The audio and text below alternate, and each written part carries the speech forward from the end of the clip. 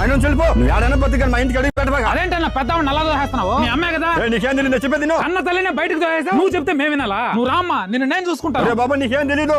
నేను చూసుకుంటా. ఏమే ఎవరొచ్చారో చూడు. ఇక నుంచి ఈ అమ్మ మనతోనే ఉంటుంది. దాని మొహమే నట్టుంది, దాని మొహమే నాకు నచ్చలా. ఇంట్లో నేనుండాలా? ఇంక పెద్దలు లేదా? ఇదేమి పచ్చడను? ఇది మీ మొఖానే కొట్టుకోండి. మటన్ లేదు, నాకు ముద్దే దిగదు. చూస్తాయంటే టీ పెట్టుకోని రా. ఇద్దు అమ్మా. ఇది ఒక టీయేనా? దాని పోయే సందర్భం మన ఇంట్లో తెచ్చిపెట్టావు. బూట్ తీసుకొచ్చావు. అను మీ అమ్మ నానమ్మ ఎటు పోయావి? పొలం రా ఇంట్లోకి. ఇంతకీ నువ్వెవరు నాయన? మా నాన్నమ్మనా? నువ్వు హైదరాబాద్ లో జాబ్ చేస్తున్నావు కదా, ఏమి ఇంటికి వచ్చిన సెలవు పెట్టావా? ఇంకెక్కడ జాబ్ నా?